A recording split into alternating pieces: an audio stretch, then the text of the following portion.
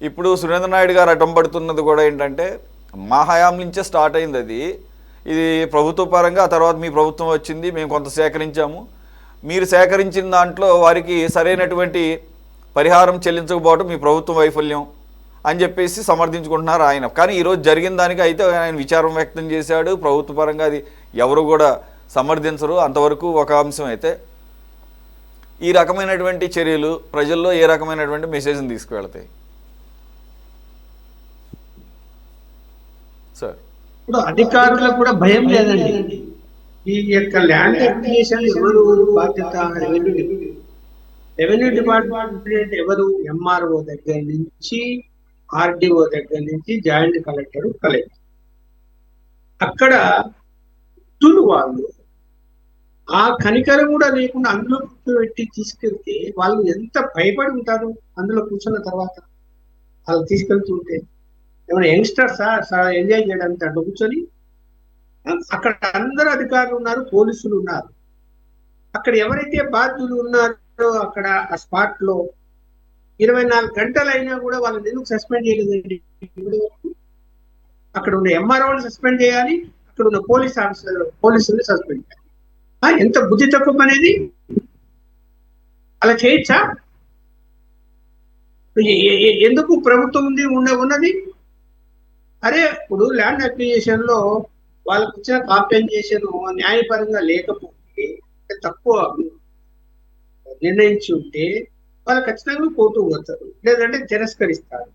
తిరస్కరించి వాళ్ళు తీసుకోకపోతే ఏం చేస్తుంది రెవెన్యూ డిపార్ట్మెంట్? కోర్టులో డిపాజిట్ చేసి అంటే బ్యాంకులో ఉంటాడు, బ్యాంకులో ఉండి కోర్టుకు తెలియజేస్తారు. వాళ్ళు అక్కడ అడ్డుకోవడంలో వాళ్ళకి న్యాయం లేదా? మాకు న్యాయం జరగాలి అంటే ఎలా జరుగుతుంది? ఇంకా అది తొవ్వేసుకొని రోడ్డు వేసుకున్న తర్వాత మళ్ళీ న్యాయం చేయండి అంటే ఎవరు పలుకుతారు?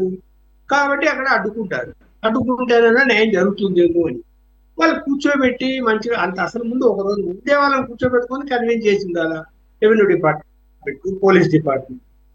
2 డిపార్ట్మెంట్ ఫెయిల్. ఇక్కడ 2 డిపార్ట్మెంట్ లో అక్కడ స్పాట్ లో ఎవరున్నారో వాళ్ళని ఆ సంఘటన చూసిన వెంటనే, నేనైతే ముఖ్యమంత్రి సీట్ లో ఉండింటే 1 నిమిషంలో సస్పెండ్ చేయండి ఆర్డర్ ఇచ్చేవారు.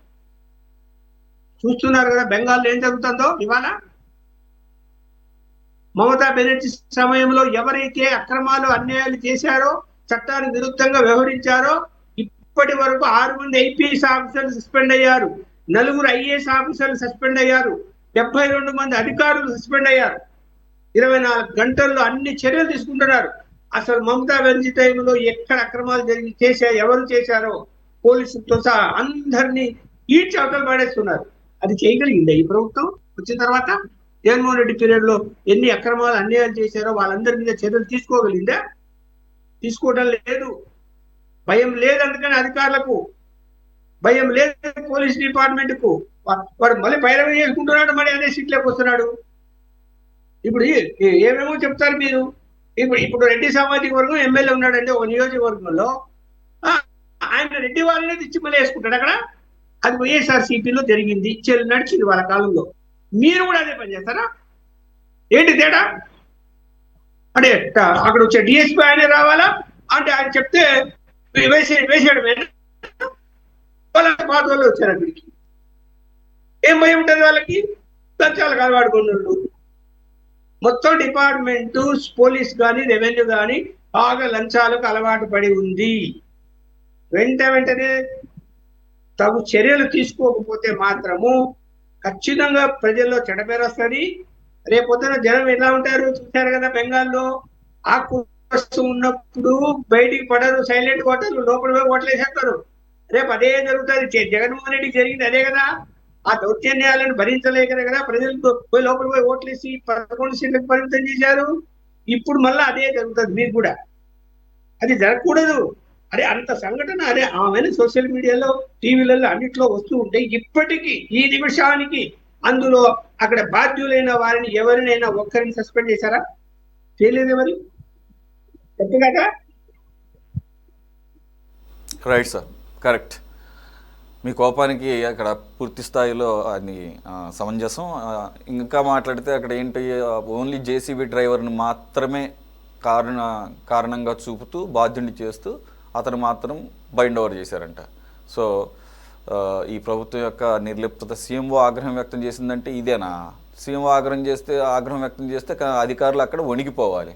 వణికిపోవడం కాకుండా ఏదో అభాగ్యంగా ఒక జేసీబీ డ్రైవర్ అంతమంది ఎదురు కనపడుతుంటే అతను ఒక్కడే నిర్ణయం తీసుకుని అంత సాహసం చేస్తాడా? వృద్ధులైనటువంటి ఏజ్డ్ పీపుల్ని పట్టుకొని అదేమంటేనేమో వాళ్ళని సేఫ్గా వాళ్ళు పడిపోతారని చెప్పేసి నేను ఆ కార్యక్రమం చేశాననేటి వివరణకి అతను ఒక్కడనే బాధ్యులను చేసి మిగిలిన అధికారులందరూ కూడా ప్రొటెక్ట్ చేయబడినటువంటి వ్యవహారం కనపడుతుంది. ఎనీవే చూద్దాం మరి ఇన్ని చర్యలు ఏమైనా తీసుకుంటారా లేదంటే ఎక్కడితో దాన్ని పరిసమాప్తి చేస్తారో చూద్దాం.